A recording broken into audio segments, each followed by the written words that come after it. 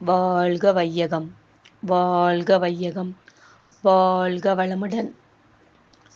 குரு பிரம்மா, குரு விஷ்ணு, குரு தேவோ மகேஸ்வரா, குரு சாட்சாத் பரபிரம்மா, தஸ்மை ஸ்ரீ குருவே நமக. இனிய ஆங்கில புத்தாண்டு நல்வாழ்த்துக்கள் அன்பான மிதுன ராசி நேயர்களே. அதாவது, புரட்சியின் வித்து, முதுமையின் சொத்து. பல விஷயங்களை பக்குவமான நேரத்திலே பயன்படுத்தக்கூடிய அழகான மனிதர்கள் மிதுன ராசிக்காரர்கள். அப்படிப்பட்ட மிதுன ராசிக்காரர்களுக்கு எந்நாளும் புத்தாண்டுதான் இந்த 2025ஆம் ஆண்டு. பொறுமை இருந்தால் பெருமையாக இருப்பார்கள். எங்களுக்கு காலம் வரும், காலம் வந்தால் வாழ்வு வரும், வாழ்வு வந்தால் அனைவரையும் வாழ வைப்போமே. இதுதாங்க மிதுனம். எப்படிங்க இந்த 2025ஆம் ஆண்டு சனி, குரு, ராகு, கேது 4 பேச்சு நடக்க போகிறது.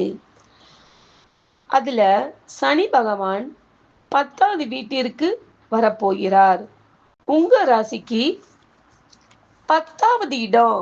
வருஷத்திலே முதல் 3வது மாதத்துல 10வது இடத்துல குருவோட வீட்டுல சனி என்றாகிறார். ஜென்மத்திலே குரு வருகிறார். அதாவது ஏப்ரல் மாதத்தில் ராமர் வனவாசம் செய்யும் போது ஜென்மத்துல குரு இருந்தனால்தான் உலகத்திற்கே தெரிய வந்துச்சு. அப்போ மிதுன ராசி நேயர்களுக்கு அவருடைய அருமை பெருமை தெரியக்கூடிய வருஷம் இந்த வருடம். கன்னியா லக்கணம், பூராட நட்சத்திரம், 4ஆம் பாதம், தனுசு ராசியில் 2025ஆம் ஆண்டு ஜனவரி 1ஆம் தேதி புதன்கிழமையில் அதிகாலையில பிறக்கிறது இந்த வருடம். அதாவது குரோதி வருஷம் மார்கழி மாதம் 17ஆம் தேதி புதன்கிழமை. பொன் கிடைத்தாலும் புதன் கிடைக்காது என்ற பழமொழி சொல்வாங்க. இந்த வருடம் கல்வி பயிலும் மாணவர்களுக்கு சிறப்பு. அரசு உத்தியோகத்தில் இருப்பவர்களுக்கு சிறப்பு. அரசுக்கு வேலைக்கு தேர்வு எழுதுபவர்களுக்கு அரசு உதவி எதிர்பார்க்கலாம்.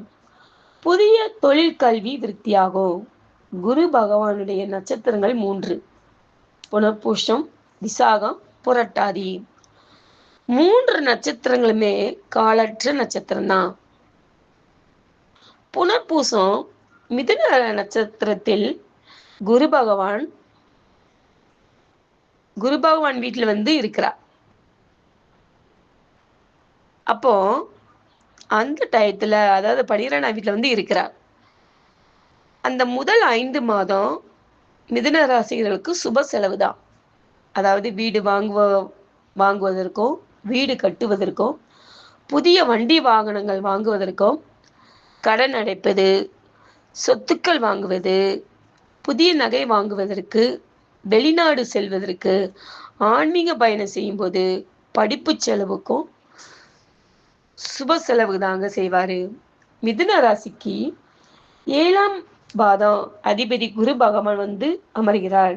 12ஆம் வீட்டில் அமர்ந்து இருக்கும்போது தொழில் சராசரியாக இருக்கும். அதாவது வரவுக்கு செலவுக்கு சரிசமமா இருக்கும். முதல் 5 மாதம் இந்த மிதுன ராசிக்காரங்களுக்கு 6, 11ஆம் வீட்டில் அதிபதி சத்ரு லாபாபதி செவ்வாய் புனர்பூச நட்சத்திரத்திலே சஞ்சலம் செய்கிறார். அப்போது பங்குனி மாதம் வரை புனர்பூச நட்சத்திரம் செவ்வாயில் சஞ்சலம் செய்யும் போது தை மாதம் 5ஆம் தேதி வரை 2ஆம் வீட்டில் அமர்ந்து இருப்பார். அதாவது புனர்பூச 4ஆம் பாதம் 2ஆம் வீட்டில் செவ்வாய் அமர்ந்து இருக்கும்போது அவங்களுக்கு முகத்துல சிறு சிறு காயம் ஏற்படக்கூடிய வாய்ப்புண்டு, பல்வலி ஏற்படக்கூடிய வாய்ப்புண்டு. ஒரு சில பேருக்கு சளி பிடிக்கும். இரத்த வாடையை இந்த செவ்வாய் 2ஆம் வீட்டிலே இருக்கும்போது ஏற்படுத்துவார். இவங்களுக்கு நில பூமி சார்ந்த வகையில ஆதாயம் உண்டு. மிதுன ராசி அன்பர்களுக்கு. 6ஆம் வீட்டில் அதிபதி 2ஆம் வீட்டில் இருக்கும்போது தை மாதம் 5ஆம் தேதி வரை பணவரவு உண்டு. உங்கள் பேச்சில் கவனம் தேவை. கோபப்படாதீர்கள், ஆத்திரப்படாதீர்கள், பொறுமையை கடைபிடிங்கள். மிதுன ராசிக்காரர்களுக்கு தை மாதம் 5ஆம் தேதி வரை ஜென்ம நட்சத்திரத்தில் ஜென்ம ராசியில் செவ்வாய் இருக்கிறார். அப்பொழுது கோபத்தை ஏற்படுத்துவார். உடன் பிறந்த சகோதர சகோதரிடம் நிலம் சார்ந்த சொத்து சார்ந்த இழுப்பறியான நிலையில் இருந்து மாறும். புனர்பூச நட்சத்திர அன்பர்களுக்கு நிவர்த்தியாகும். அவங்களுக்கு வெற்றி வகை சூடுவீங்க. மிதுன ராசிக்கு 10ஆம் வீட்டில் ராகு அமர்ந்திருக்கும் போது சித்திர மாதம் வரை தொழில் சராசரியாக இருக்கும். ஏற்றமும் இல்லை, இறக்கமும் இல்லை. இந்த வருடம் 4ஆம் இடமான சுபஸ்தானத்தில் கேது அமர்ந்திருக்கும் போது வண்டி வாகனம் தொழில் செய்பவருக்கு சுகம் ஏற்படும். 10வது வீட்டில் ராகு அமர்ந்திருக்கும் போது வெளிநாட்டு வேலைக்கு முயற்சி செய்யும் போது சித்திரை மாதம் வரை ராகு கேது அதிர்ஷ்டம் உண்டு. மிதுன ராசி நேயர்களுக்கு பாக்கியத்திலே சனி பகவான் ஆட்சி செய்யும் போது சிறப்பு. பாக்கியாதிபதி 9ஆம் இடத்தில் இருக்கும்போது சனி ஆட்சி செய்யும் போதும் ஆன்மீக பயணம் செய்வீர்கள். தந்தையால் ஆதாயம் உண்டு. தந்தை சொத்துக்கள் சட்ட சிக்கல்கள் இந்த வருடம் தீரும். 2025ஆம் ஆண்டு வருடம் ஏப்ரல் மாதம் ராகு கேது பேச்சு நிகழ்கிறது. ராகு சனியுடன் கூட்டணி சேர்கிறாள். சுகஸ்தானத்தில் இருந்து தைரிய வீரிய ஸ்தானத்திற்கு கேது பேச்சு ஆவார். ராகு கேது பேச்சுக்கு பிறகு புனர்பூச நட்சத்திர அன்பர்களுக்கு கேதுவால் ஞானம் கிடைக்கப் போகிறது. பாக்கியத்திலே ராகு கேது கூட்டணி சேரும்போது தொலைத்தொடர்பு மூலம், அயல்நாடு வெளிநாடு மூலம் சினிமா துறையில் ஜொலிக்கும் அன்பர்களுக்கு வெற்றி வாகை. பாக்கியத்திலே ராகு சனியுடன் கூட்டணி சேரும்போது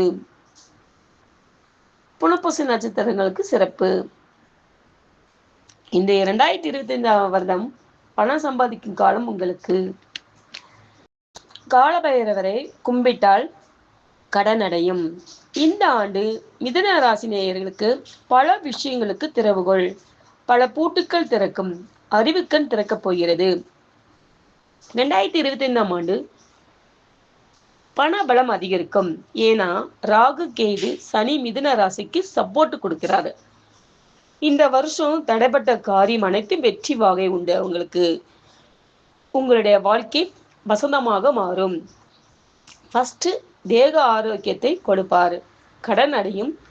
மிதுன ராசிகளுக்கு கௌரவம் உயரும். மருத்துவ செலவு வராது. இந்த வருடம் சனிக்கிழமை தோறும் பெருமாள் கோவிலுக்கு நெய் தீபம் ஏற்றி வழிபடவும். வியாழக்கிழமை தோறும் தட்சணாமூர்த்திக்கு நெய் தீபம் ஏற்றி வழிபடவும். மிதுன ராசி அன்பர்களுக்கு பேச்சில் கவனமும் செயலில் நிதானம் இருந்தால் இந்த ஆண்டு முழுவதும் வெற்றிதான். நன்றி. வாழ்க வளமுடன்.